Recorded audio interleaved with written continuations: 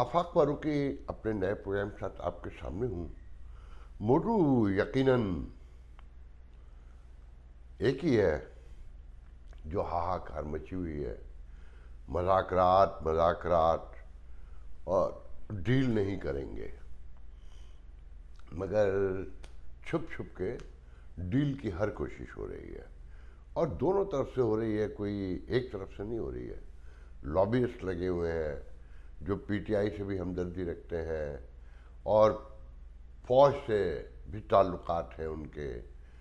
और असल में अगर नोट करें ना, जो लड़ाई है वो शरीकों की लड़ाई है। वो कई बार कहा है इन प्रोग्रामों में, ये सब एक दूसरे के दोस्त हैं, रिश्तेदार हैं, अपने अपने हिस्से की लड़ाई है। मगर इससे पहले पुरसा तो वाजिद अली सैयद देंगे वाशिंगटन से।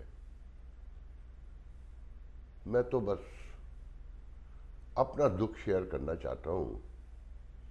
मेरे दोस्त, मेरे मेंटोर, मेरे बुजुर्ग,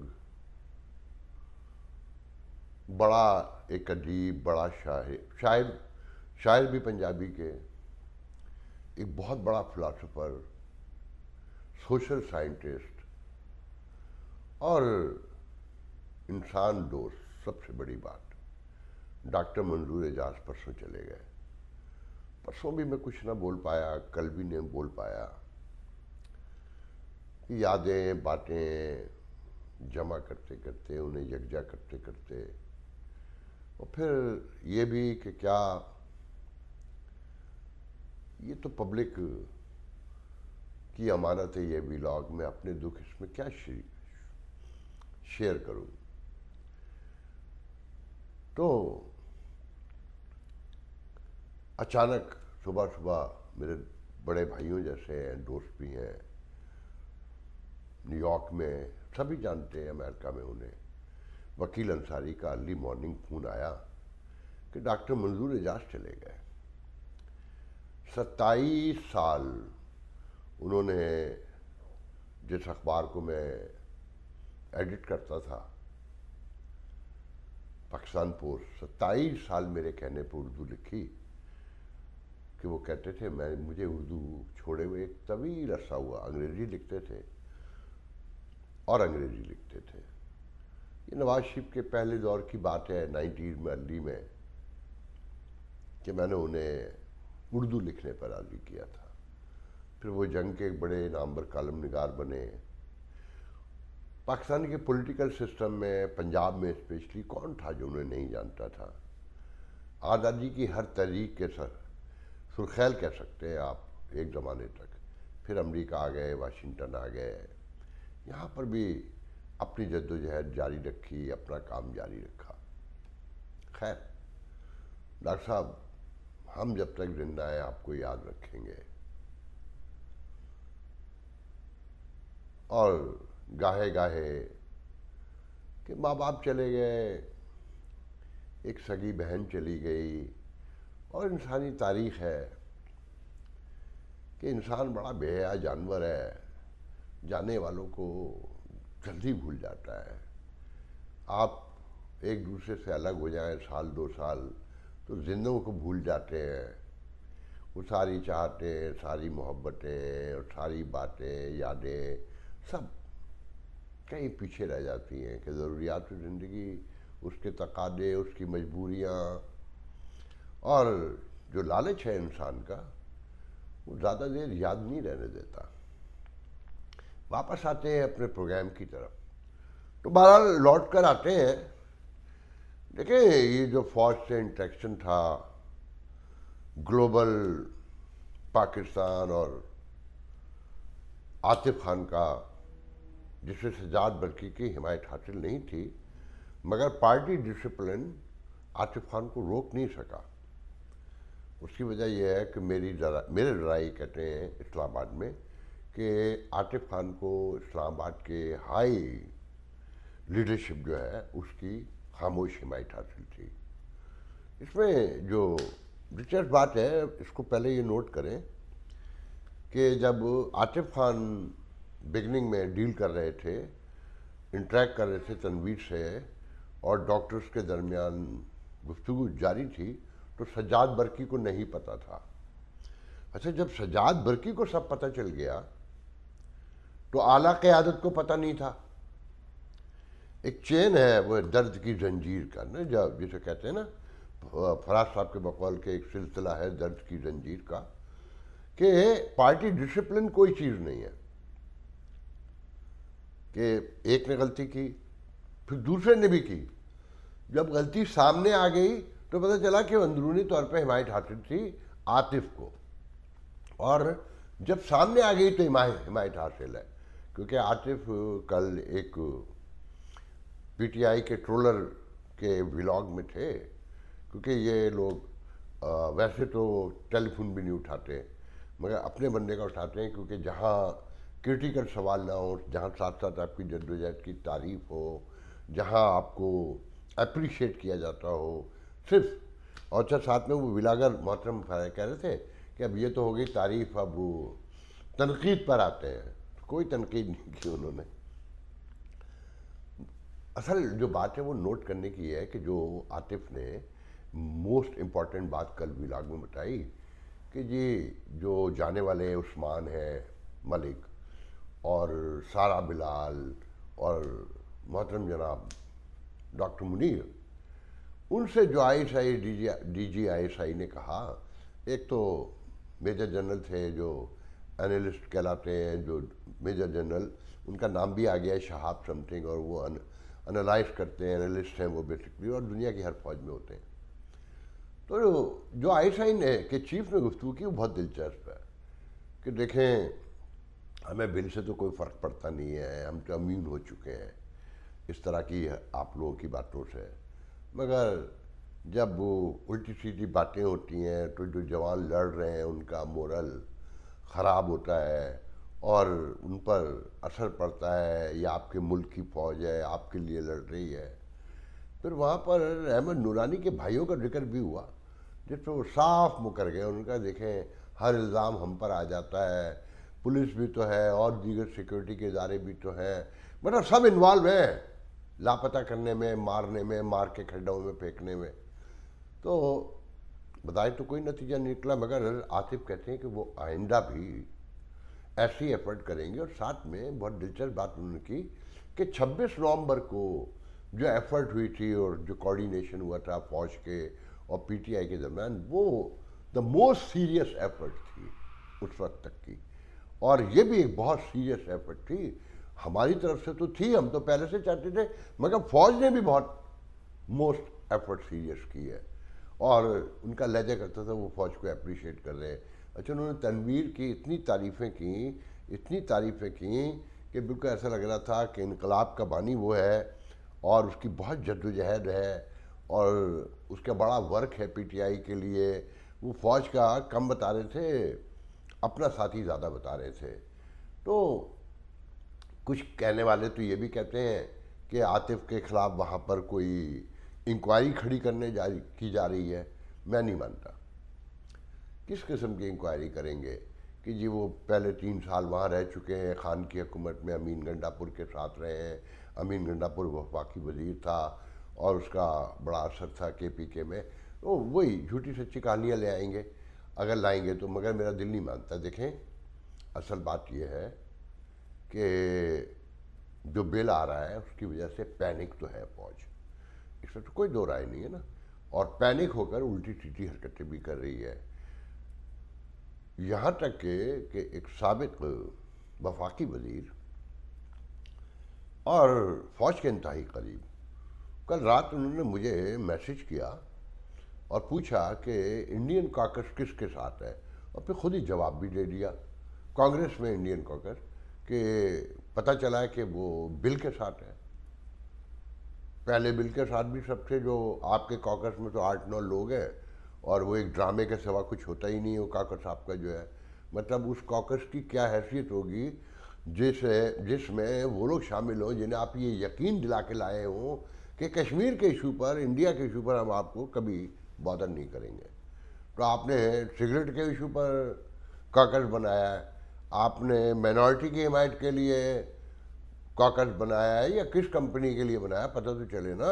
अगर कश्मीर के लिए कॉकस काम नहीं आ सकता, और मरहुमा चली गई, आंखों देखा सारा माजरा है। शीला जैक्सन इसी शहर से, ह्यूस्टन से, उन्होंने कभी कश्मीर पर गुफ्तगू नहीं की।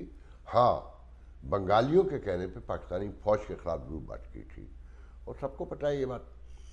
तो जो मुझे अब नज़र आता है, जो सुबह सुबह एक दोस्त की कॉल आई और उन्होंने भी दबे लफ्ज़ों में कि देखिए भाई, अब वाहिद रास्ता ये बचा है, अगर इस मुल्क को बचाना है, चलाना है। पीटीआई ने एक बात तो साबित कर दी कि जनाब आपको लिटा दिया है। आपने अपने मुंह से कह दिया कि आपके सिपाहियों पे, आपके छोटे अफसरान पे उसका बहुत बड़ा असर पड़ रहा है और डिमोरलाइजेशन फैल रही है, बढ़ रही है और कम नहीं हो रही। आपके किसी स्टेप से कोई चीज़ सुधरी नहीं। तो फिर कैसे होगा मामला दुरुस्त? तो मामला दुरुस्त अब ऐसे होगा कि दो चार चेहरे आपके दरमियान से, फौज से चले जाए, इंक्लूडिंग हाफिज साहब। और ये जो 26वीं तरमीम में आप 5 साल लेकर बैठ गए हैं, अगर आप चाहते हैं ये मुल्क टूट जाए, ये मुल्क क्यास का शिकार होके अफरा तफरी का यहाँ पर कोई समा बने और मईशत मुकम्मल बैठ जाए, लोग भूख से मरना शुरू हो जाएं, सड़कों इंतशार के हवाले हों, या आप ये चाहते हैं ये आगे बढ़े? आपने सब कुछ करके देख लिया, मामलात आपके कंट्रोल में नहीं आ सके। ये हुकूमत जो जाली तरीके से आई थी, इसको आप आगे लाकर अवाम का दिल नहीं जीत सके, अपने हक में नहीं कर सके। और इसका एक सबूत है, मुशर्रफ के जाने से 2-3 साल पहले उनके खिलाफ बहुत नफरत बढ़ चुकी थी और फौज ऐसे ही परेशान थी जैसे आज है। मगर जब फौज चली गई, मुशर्रफ चले गए, तो फौज ने रिवाइव किया, उसकी वापसी हुई उसके एहतराम में।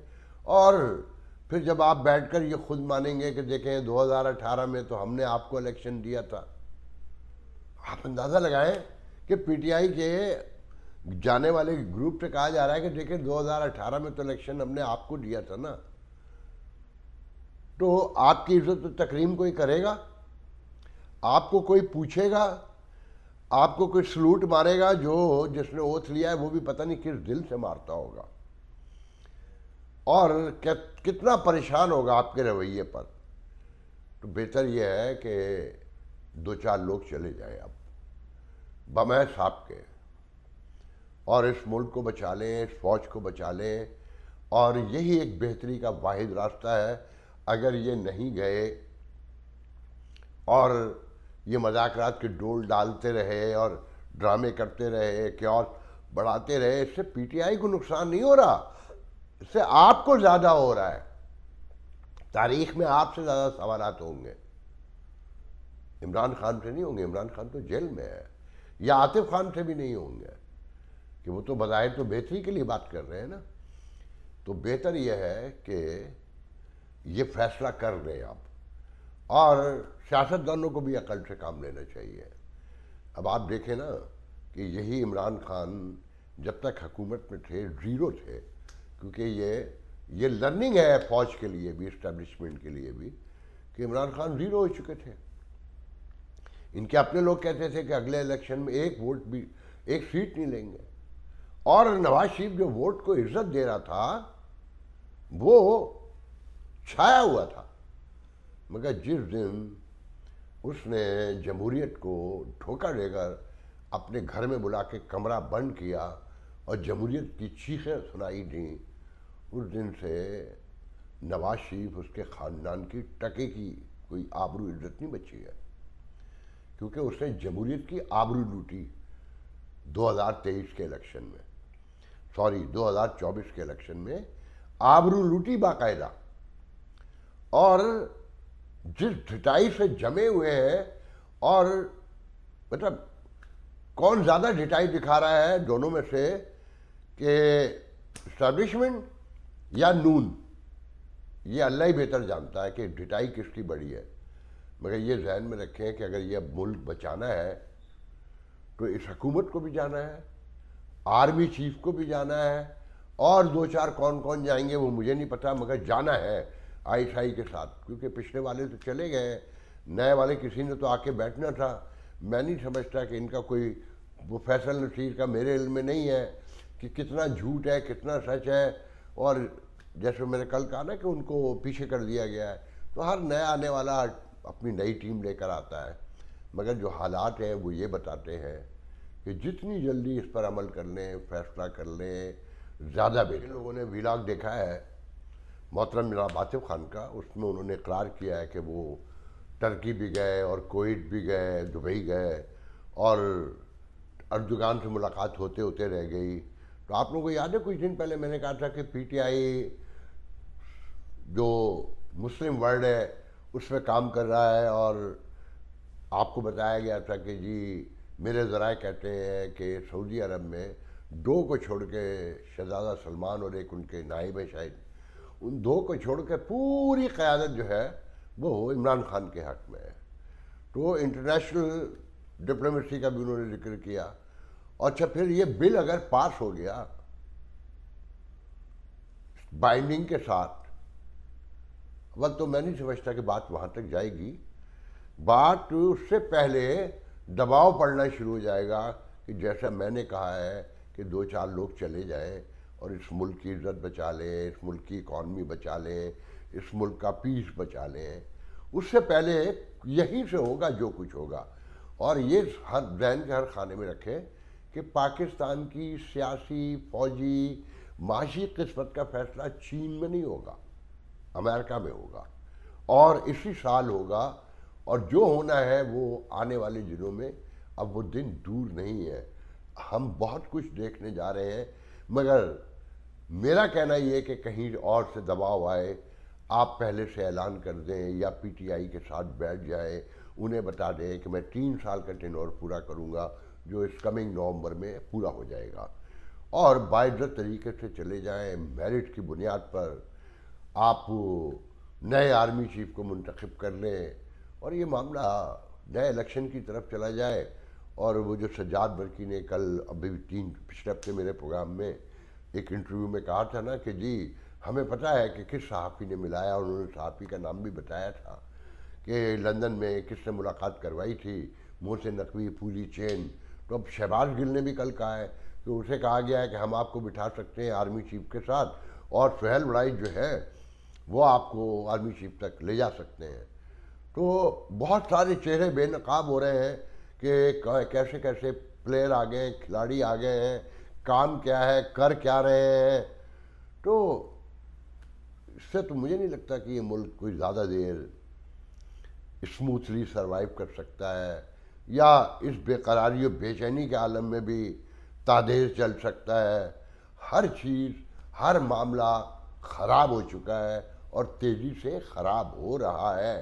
अगर कोई अपने आप को मुहिब्बे वतन समझता है, कहलवाना चाहता है, तसव्वुर करता है, और मुल्क में नहीं पूरी दुनिया में अपनी नेकनामी चाहता है, तो ये तौर तरीके बदलने होंगे, सूरत हाल की नज़ाकत को समझना होगा। आज के लिए याद दीजिए, इंशाल्लाह कल गुफ्तगू होगी। अल्लाह हाफ़िज़।